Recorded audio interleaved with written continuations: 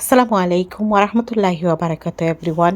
আশা করি আপনারা সবাই ভালো আছেন বা অনেক সুস্থ আছেন। Welcome back to my channel. আজকে অনেক দিন পরে আমি আবার আপনার লগে জড়িত হইছি।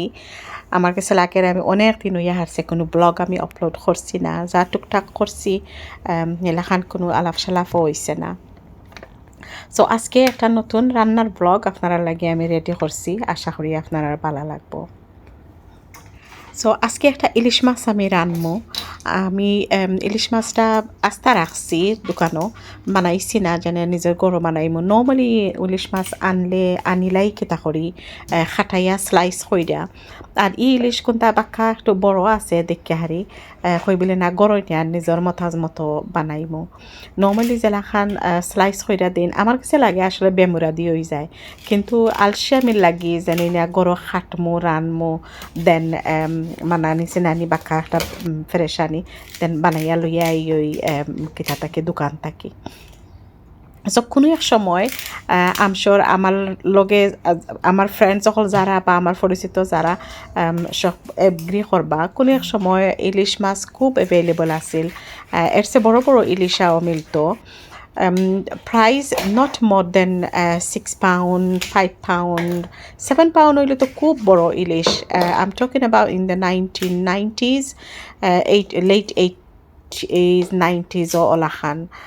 আমার কোনো বেশিরভাগ ইলিশ মাছটাও খাওয়া হইতো, ওখানে আমার হাজব্যান্ডও ওই তখন সকল মাছ খাইতা না, লাইক জাস্ট গোনার কয়েকটা মাছ, প্রনস, ইলিশ, ফাবদা ও 2-3টা মাছও খাইতা। সো আমি আর কিছু আনতাম না, ওগুলোও আমরা খাওয়া হইতো। সো নিজে বাসা তাই না সবসময়ও আমি বানাইতাম। আর ইলিশ বানাইতে এমন মানে অভ্যাস হইছিল, মানে ফট করে বানাই লিতাম পারতাম। তো যারা ইলিশ মাছ খাইন, ইলিশ বানানির একটা টেকনিক আছে আসলে। আমরা আমার মা আমার ফুফু তারা দেখতাম, তারা জেনে বানাইতা ইলিশ বানানির একটা তরিকা। এমনি জাস্ট স্লাইসও করে লিতে পারবা, কিন্তু তারপরেও একটা তরিকা আছে। আপনারা দেখছেন জেলাখান আমি গোস্তারে আলগাইছি, এই জন্য উফরের একটা তিরকুনাইয়া একটা টুকরা, ও টুকরাটাও যদি আঁকড়াইলাইন দেন কুরগুইন একেবারে স্লাইস হইয়া বারোই যাব কি। যদি বড় ইলিশ হয় দেন আলগাইয়া করলে ঠিক আছে, কিন্তু এটা একেবারে ছোটো, যে কারণে একেবারে বেশি কুটি কুটি হয়ে যাব গিয়ে আমার মাছের টুকরাগুলা। আমি আর তিনকুনানি ইকান জানে ইকান আর আমি আলগাইছি না। আর বেশিরভাগ দেখতাম আম্মা তারা লেঙ্গুর তার বাদে লেজবাজু দিয়া আর খোল্লা আর ওই যে তিনকুনাইয়া টুকরা এগুলা দিয়া তাই লতা দি বেশি দিও খাইতা, লতা আর সুটকি দিয়া আর খুর দিয়া বানাইতা একটা তরকারি মজা করি। আর দেন এই যেনে গছ যেন দেখছেন, এইটা খাইতে একটু গছা লাগে, মানে সকলে বাচ্চা খাইতা পারই না, যে কারণে টুকরা করি করি এটারে বানাই লিতা খাখরি। আমরা এটারে খাখরি কই, মানে জুরি কইরা কি জেলা বানাই। অনেকজন যারা আমরার দরিলকা এলাকার আসন বা বাটিবাই আসন যারা ইলিশ মাছ সবসময় খাইন, আমসো আপনারা রিলেট করবা আমার লগে। সো খাখরির মাঝে প্রায় সময় একটু আনাজ দিতা কিচ্ছু। আমার কাছে লাগে মূলা খুব বালা যায়, মূলাটা যদি টুকরাইয়া দেওয়া যায় আর কি। আর ইলিশ মাছের আনাজ হইল গাহারি, আমরা তো বেশিরভাগ ডুগি বা মুখি এই ধরনের জিনিস দিয়ে হারি খাই। সাতরাতে খাইলেও বালা লাগে, কিন্তু ডুগি মুখি হইল গিয়া সবচেয়ে বেস্ট ইলিশার আনাজ। সো এখন আমি গোস্তারে স্লাইস করমু খাখরি বানাইবার লাগি। আর এই জন্য দেখরা আমি যেখান আলগাইছি সামান্য উতুকুনি একটা জিনিস, ইখান আসলে ফালাই দেনাও বেস্ট, বিকজ ইখান হইল গিয়া হারি খালি গোসা, ইখান মাঝে আর কোনো মাছ নাই বা কোনো সামান কিচ্ছু বার হয় না। সো আমি যদি খাখরি বানাইতে হয় এইলাখান টুকরা টুকরা কইরা স্লাইস কইরা অ্যান্ড স্ট্রিপ করি লিলে দেন হেসালো দইতেও সুবিধা হয়। স্ট্রিপগুলা সুন্দর করে পরিষ্কার কইরা দই লিলা অ্যান্ড দেন ছোটো ছোটো কইরা একেবারে টুকরা করে লিলা খাখরির বুঝে। দেন গোসা একেবারে গুড়ছি হয়ে যায়, আর আপনার কোনো বেজাল লাগে না যেন গোসা লাগবো মুখো। মোলা দিয়েও সবচেয়ে বেস্ট খাখরি বানানি আর ইলিশটা। আজকে আমি ওই মূলা আমার এক টুকরা রই গেছিল, বড় একটা মূলা আনছিলাম, আধা খান রাঁধছি আর আধা খান রই গেছিল। তো ওটা দিয়া আর খাখরি বানাইমু। আর মুকি আমি আজকে ইউজ করবো ফ্রোজেন মুকি। আমি ইদানিং ফ্রোজেন মুকিও বেশি ইউজ করলাম। ফ্রেশ মুকি যেটা আইনা বানাইয়া চিনাইয়া দেখা যায় যেন কোনো সময় বাদ হয়ে যায়, ফসা হয়ে যায়, কোনোটা হিজেও না। আমার কাছে লাগে যেন ফ্রোজেনটা একটু সময় গুইরা রাখি নিলে একেবারে সিজি যায়, এটা আর কোনো বেড়াচেরা করে না। আর দেখা আমি লেস্টারে একেবারে ফলি দিছি তে আর এটা খাইতে হইও তেমন কোনো ব্যাপার হইতো না, এখানে সব গোছা এখানে খাটা হয়ে যায়। অনেকজনে ইলিশ মাছ খাই না ডরাইয়া যেনে গোসার লাগি যেনে খাইতে খুব এখানে গোসা হয়। আমি গত কয়েকদিন আগে একটা ব্লগ দেখছি অ্যান্ড একজন বইনে দেখছি মাছটারে খাইটা একেবারে গুড়ছি করে লেছেন, একেবারে সারা মাছরে কাটি লেছেন। আমার কাছে দেখে লাগছে আল্লাহ আসলে ডরা ইয়া মনে হয় গোসা ডরা ইয়া মনে হয় ইলা কাটি লেছেন। তে আর মানে আস্তা মাছরে তাই এখানো রান্ধি লেছেন দেখছি একেবারে গুড়ছি কাটা দিয়া। তো আমি দেখো আলগাইয়া রাখছি কুরগুলা এই জন্য রাখছি ওলা খান যদি নাকি মাঝখানোর যেন ট্রায়াঙ্গল ফাট ওখান যদি আলগাইতাম একেবারে ছুটো হয়ে গেল গিনে, তার আমি এখান না আলগাইয়া আমি রাখি লেছি এখানো। আর এই জন্য ডিমগুলো আতরি গেছে, ডিমটা অত বড় নাই, আশা করলাম ইলিশটা টেস্টি হইব। একেবারে ছোটো ডিম, আমি চাইলে আসলে ডিমটা আস্তা রাখতাম পারতাম, কিন্তু খাটার লগে আর কই খাটি যাওক। সো আমার মেইন ইন্টেনশন হইল গিয়া যখন দইয়া হারমো ডিম এবার টিফিও জায়গায় জায়গায় রাখিলিমো, দেন মাছের লগে ডিমও খাওয়া হয়ে যাব। আর এই যে স্ট্রিপগুলো আমি বানাইছি এখন এগুন খাটতে আর কোনো অসুবিধা হইতো না। সো আর ইলিশ মাছটা আমার কাছে লাগের তেমন গন্ধ উন্ধ নাই, দেন আমি আশা করলাম যেন তেমন অতটা দোয়া লাগতো না, কারণ ইটা মাছ যদি একেবারে দইতে লবণ দেয়া একেবারে শেষ করিলাইন, দেন ইলিশার যেন একটা গ্রান, ই গ্রান আর ফাইতা না, ই গ্রান আর মিলে না। আমরা ছোটোবেলায় গফ শুনতাম যেনে একবারিত রানলে আর একবারিত খবর হওয়া যাইতো যেনে ইলিশা রান্দা হইছে, যেনে খুব গ্রান বার হইতো। মানে ই তো এক সময় আছিল, এক দিন আছিল। আর আমরা আসলে বেশি মানে ইলিশ, তার বাদে ছাপিলা আমরা যেটা হোগা হই, তার বাদে লাসো, বড় বড় প্রনস, এই ধরনের জিনিস আমরা বেশি অ্যাভেলেবল খাইছি, কারণ আমরা কুশারার খান্দাত আমরার বাড়ি। আর কুশারা তাকি যখন কো জাল্লায় মাছ তুলতা তখন কো বেশিরভাগ মাছ আমরাও পাইতাম, বা আমরাও মানে কেতা করতাম অ্যাভেলেবল থাকতো আমরার লোকাল বাজারও, বা আমরা দেখতাম আমরার চাচার গড় বাইয়াইন তারা যখন যাইতা, আমরা খৈন জেনে ছোটোবেলা জেনে মাছের উজাই উঠছে, তে উজাই উঠলে যে সময় যাইতাম আনতাম মারতা। আমরা বাড়ি তো দেখছি যেনে স্পেশালি লাসো মাছ এমনি ঠেকি মারা থাকতো উড়ার দি।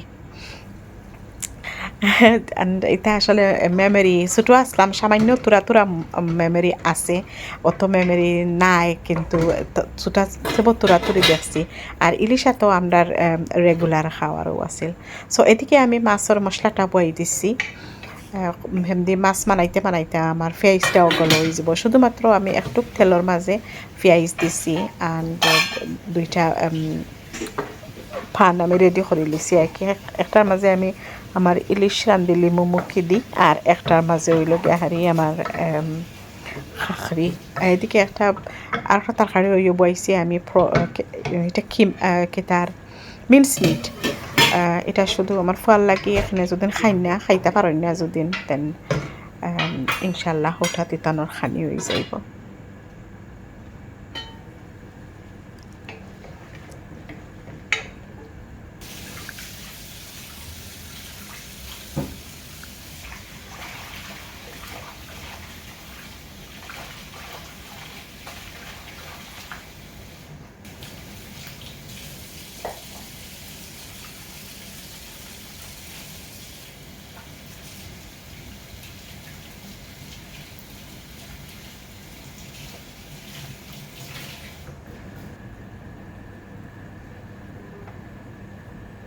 সো মশলা এখন শুধু আমি দিছি হলুদ, একটু চিলি পাউডার আর ধনিয়া পাউডার, বেশি মশলা দিলাইলে ওইও ওভার পাওয়ারিং হয়ে যায়, দেন ওভার পাওয়ারিং হয়ে গেলে আপনার ইলিশার কোনো স্বাদ ফাইতা নাই। যে কারণে আমি কিতা দিছি না, এই বাকি আর কোনটা জিরা টিরা কিছু দিছি না, রসুনও দিছি না। এখানে রসুন আমরা নর্মালি ইলিশার দেই না, কারণ রসুনের গ্রানে ইলিশার গ্রানটা ওভার পাওয়ার করিলায়। সো যে জায়গাত আমি খালি শুধু দিছি তোরা চিলি পাউডার, একটু বলাইয়া দিলাই মো কাঁচামরিচ আর একটু ধনিয়া আর হলুদ, আর একটু জুল জুল রাখি যেন সামান্য ইলিশার শিরাও সবচেয়ে বেস্ট লাগে। মুখিটাও আমি দিলাইলাম, যেন মুখি আর মশলা একলগে সিজি যাবগি, then it will be a quick process.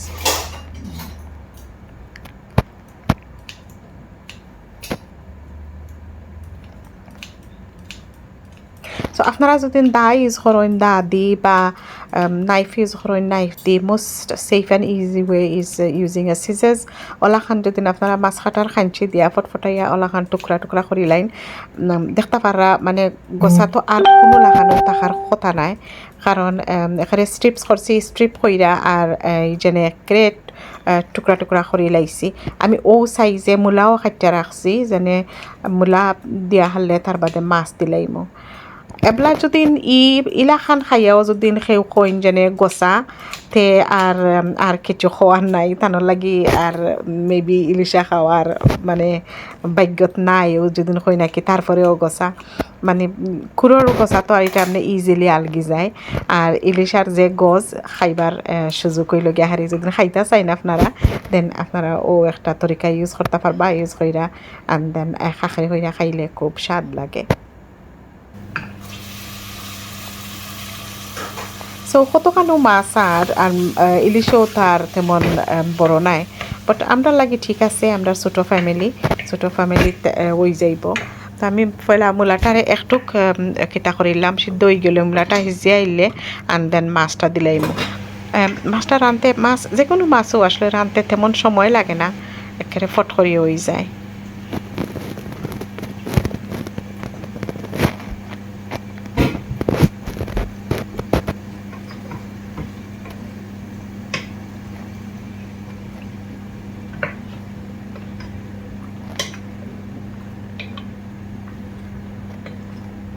আমি আর খোল্লা লেঙ্গুর ইতার আলাদাভাবে রাখছি না, কারণ এটা কোন দিন আর লতা খাইমো আর কোন দিন আর কিতা করমো, আর এমনিও আরও দেখছি ফ্রিজও কয়েকটা কিতা মনে হয় আগে খাইছিলাম খোল্লা লেঙ্গুর, ওটা জমা হয়ে গেছে কি সেগুলোও খাওয়া হয়েছে না। তো মাছটা আমি দিয়া একটা লাড়া দিয়া আর তার পাতে ডিমটা দিলাই মধ্যে মশলাগুলা একেবারে খেতে হয়ে গেলো আর কি, ইলিশার মাঝে লাগি গেল। সো আশা করি আপনারা আমার তরিকা আপনারা দেখবা, আমি জানি সবেও যার ওন ওয়ে রান্ধন, যার ওন ওয়ে খাইন, কিন্তু স্বাভাবিক আমরা একে অন্যর কাছ থাকি শিখি বা অন্যর আইডিয়ার আমরা অ্যাডপ্ট করি। সো আমিও প্রায় সময় ইউটিউব দেখি যদি কিছু বানাইতে হইলে বা কিছু যেনে অনেক গুণী বইনকলা আসেন তারা আপলোড করেন যার তরিকা, অ্যান্ড আলহামদুলিল্লাহ আইভ লার্নড আ লট। অনেক জিনিস দেখছি মানুষে ডিফারেন্ট এলাকার ডিফারেন্ট তরিকার রান্না, ডিফারেন্ট তরিকার জিনিস সকল খাওয়া, কেউ আসেন যেনে ইলিশ দেয়া খালি শুধু মুখেও খাইবা আর কোনো মশলা আনাজ ফাতি দেন না, আমরা উড়ি দিয়েও খাই, উড়ি দিয়েও খুব মজা লাগে। আর আমার বেস্ট হইল গাহারি ডুগি, বড় বড় ডুগি যেনে কেউ কইনিটারে ডেঙ্গা ডাঁঠা যেটাও কইন, আমরা লোকালি আমরা ডুগিও কই। তো ডুগি দিয়েও আমার খুব স্বাদ লাগে, ইলিশা একটু জোল রাখিয়া খুব মজা লাগে। সো এই তো আমি ডিমটাও লাগাই লিছি, দেন এখন সামান্য একটু লাড়া দিয়ে আর একটু বাদে আমি জোলটা দিলাম।